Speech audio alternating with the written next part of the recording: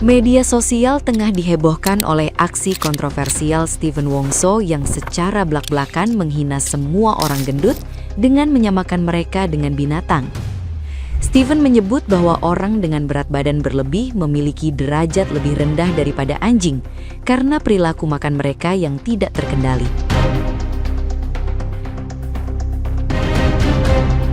Ucapan pedas tersebut memicu kemarahan luas karena dinilai sangat tidak manusiawi, minim empati, dan hanya bertujuan mencari popularitas melalui cara yang merendahkan martabat orang lain.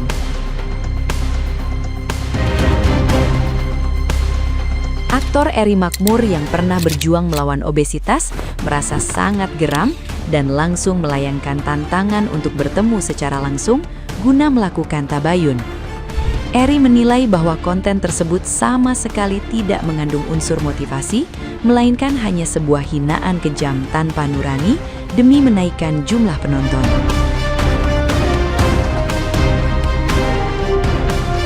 Ia menuntut bukti nyata atas klaim Steven Wongso mengenai dampak positif video tersebut, dan dengan tegas menyatakan bahwa cara bercanda Steven Wongso sangatlah buruk.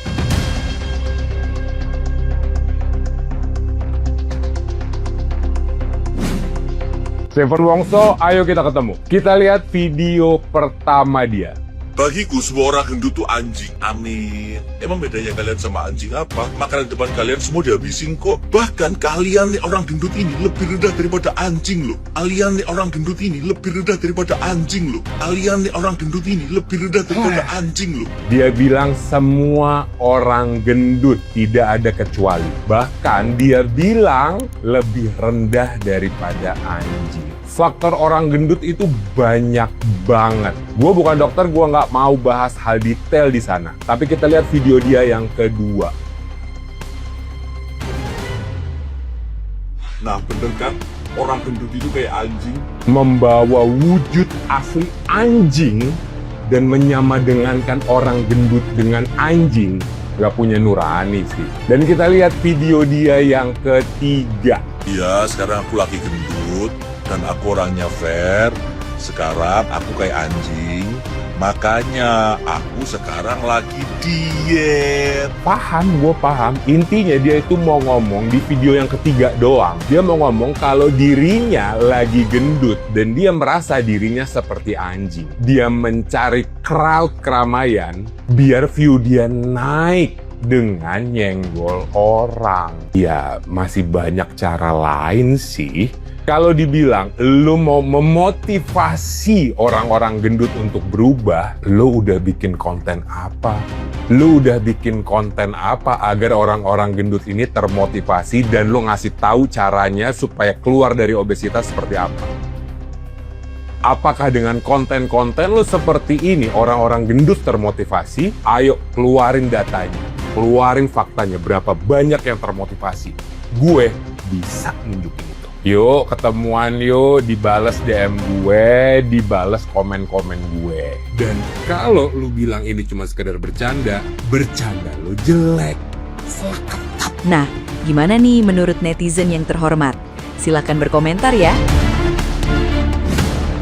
Ini ngomong-ngomong setup semua bang, punchline-nya mana punchline-nya? Lu kenapa sih bang? Lagi pusing banget kayaknya. Kenapa lu? Gue yang ngatain orang gendut tiap hari aja gak segitunya. Gue tahu lagi menurun ya engagementnya. Tapi gak gitu juga bang. Gak apa-apa kok gak ngonten dulu, gak apa-apa kok. Gak usah sampai merendahkan orang begitu bang. Ya hilang gak apa-apa, skip aja dulu. Gak usah terlalu bikin kontroversi begitu buat naikin engagement bang. Kali ini gue gak setuju bang. Tolonglah bang, udah konten lu kayak dulu-dulu aja, lebih asik.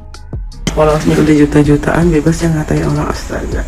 Aku sedikit heran sih sama beliau ini. Pengikutnya itu sudah jutaan di TikTok dan aplikasi sebelah.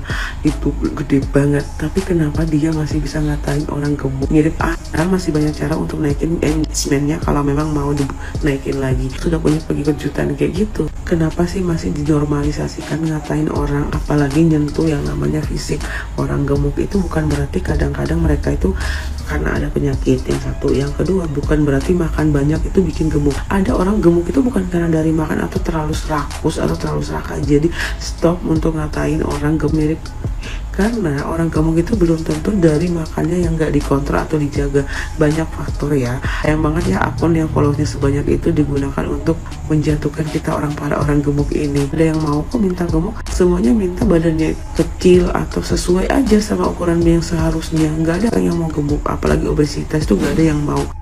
Gue yakin lu udah lihat video Stephen Wongso yang ini dan udah banyak juga yang komenin ya. Sebenarnya gimana sih cara yang ampuh untuk memotivasi orang gendut biar bener-bener berubah? Sebagai fat loss coach yang dulunya gendut dan udah bantu ribuan orang untuk transformasi dari buncit ke fit, I'm the specialist in this, okay? So hear me out. Orang gendut harus ketemu dua hal ini ya, personal pain dan peer pressure. Personal pain, orang gendut itu harus ada di situasi di mana mereka merasakan sendiri bahwa jadi gendut itu nggak enak. Personal pain gue dulu adalah kaki gue sakit banget pas ngedaki gunung karena gue terlalu berat. Peer pressure. Orang gendut harus melihat orang lain yang lebih fit itu punya hidup yang lebih baik daripada pas orang itu gendut. Jadi peer pressure-nya itu bunyinya, gue dulu tuh kayak lu tuh bisa berubah loh. Dan berubah tuh enak. Bukan peer pressure yang bullying atau ngapain ya. Gak akan berubah. Yang ada malah dendam abadi sama lu. Makanya kalau gue lagi bikin konten motivasi untuk basmi perut buncit, gue selalu ngeliatin foto transformasi gue. Karena itu peer pressure yang bikin berubah. Gue harap setelah ini gak ada lagi sih ya siapapun yang mencoba untuk mengubah seseorang dengan ngatain. Just be the person that deserves to be an inspiration. Ini udah waktunya naik kelas. Lagi heboh banget, ada satu influencer yang ngatain semua orang gendut sama dengan guguk, bahkan lebih rendah daripada guguk, karena guguk aja kalau udah kenyang, makanan di depan matanya nggak bakal mau dimakan lagi. Jujur aku shock banget dan aku nggak tahu motivasinya apa untuk ngomong sekasar itu, dan aku jujur juga pengen bertanya buat teman-teman yang sedang berjuang lagi diet atau teman-teman yang obesitas ya, apakah dengan motivasi yang sangat menjatuhkan tersebut atau sangat kasar tersebut itu menggerakkan kalian untuk berubah, untuk mau hidup lebih sehat lagi. Oh, aku tidak mau disamakan dengan guguk, aku mau jadi lebih baik lagi.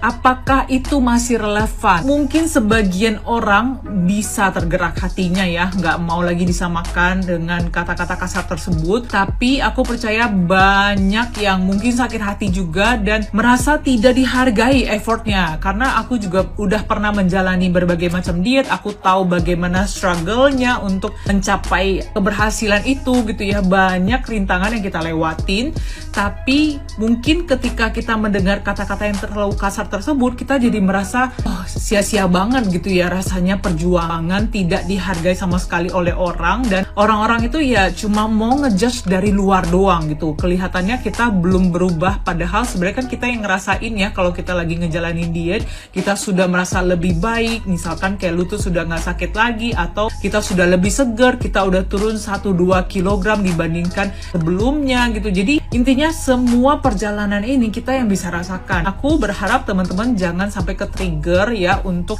berhenti berjuang atau malah down. So aku berharap kalian bisa fokus jalan sesuai dengan goals kalian masing-masing, karena diri kalian sendirilah yang paling tahu kemampuan kalian sampai mana dan apa yang terbaik buat diri kalian sendiri. Percayakan timing, kesabaran, dan ketekunan kalian dalam menjalani diri itu pasti akan membawa hasil ya suatu hari nanti. Jadi semangat buat yang masih tetap diet. Ya, gue ngerti namanya konten kreator, pengen viral, tapi jujur cara lu najis.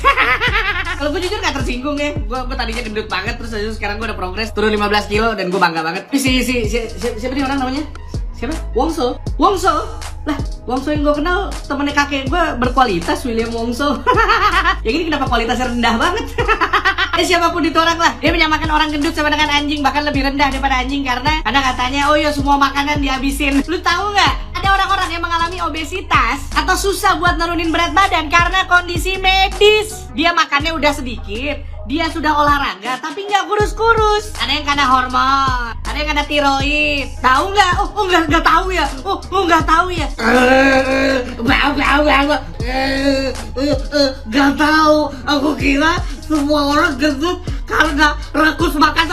Aku